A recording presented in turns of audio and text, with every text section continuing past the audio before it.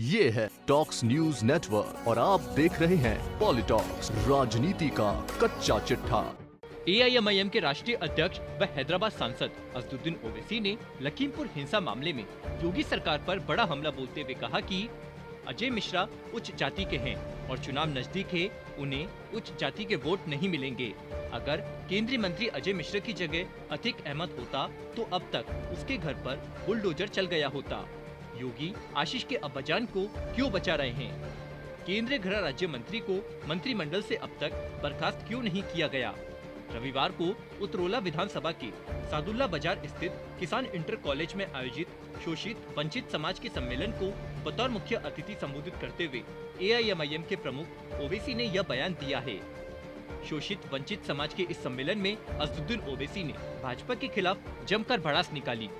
लखीमपुर खीरी हिंसा मामले में योगी सरकार को आड़े हाथ लेते हुए ओवैसी ने कहा कि गृह राज्य मंत्री के बेटे आशीष को पुलिस कस्टडी में दिन में 8 बार नाश्ता कराया गया, जैसे वह ससुराल में हो। ओवैसी ने तंज भरे अंदाज में सवाल किया कि लखीमपुर में किसानों पर गाड़ी चढ़ाकर मारने वाले के पिता अजय मिश्र टेनी को मोदी जी मंत्री पद से क्यों नहीं निकालते? आशीष के अब्बाजान को क्यों नहीं हटाते? योगी जी अब्बाजान का नाम अजय है, यदि अतीक होता तो घर पर बुलडोजर चढ़ा दिया जाता। बताइए, आप आशीष को मंत्री को नहीं हटाते, उनके अब्बा को? योगी जी आशीष के अब्बाजान को नहीं हटाएंगे? क्या तुम ही बोल सकते अब्बाजान, हमारी मुंह में जबान नहीं है?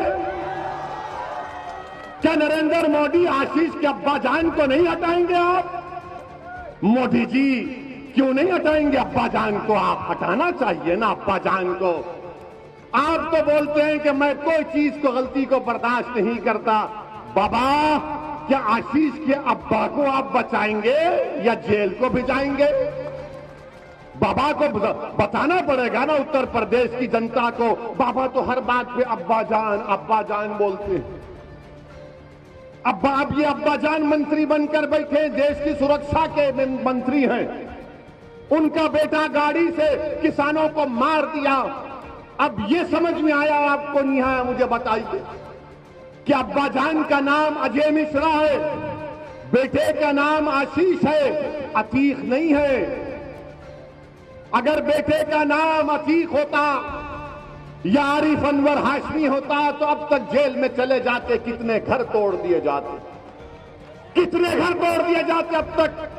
मगर ये बता रहा हूं, ये फर्क है। अब जब हम इसको बयान करते हैं तो मुझे मालूम कि आज शाम में 6 बजे से रात के 12 बजे तक असदुद्दीन ओवैसी के नाम पर सब लोग शादी करेंगे अपनी अपनी टीवी पर। ओवैसी ने इस स्थिति के मद्देनजर मुसलमानों से एकजुट होने का आह्वान किया। यूपी सरकार के कामकाज के दावों पर हमला करते हुए असदुद्दीन ओवैसी ने कहा कि मनकापुर से सादल्ला नगर तक 25 किलोमीटर सड़क में 5000 गड्ढे हैं। योगी जी की सड़कों की यही हकीकत है। ओवैसी ने कहा कि अपनी ही पार्टी से 2 बार विधायक रहे पूर्व विधायक आरिफ अनवर हाशमी के लिए अखिलेश यादव नहीं बोलते। ख्वाब देखना शुरू करो कि अपना भी कोई नेता हो। ओवैसी ने कहा कि आज यूपी के जेलों में 27% मुसलमान बंदी है। अगर मुसलमान एकजुट होते और उनका नेतृत्व करने वाला कोई होता तो ऐसी स्थिति न होती। हर समाज का नेता है, लेकिन उत्तर प्रदेश के मुसलमानों का कोई नेता नहीं है।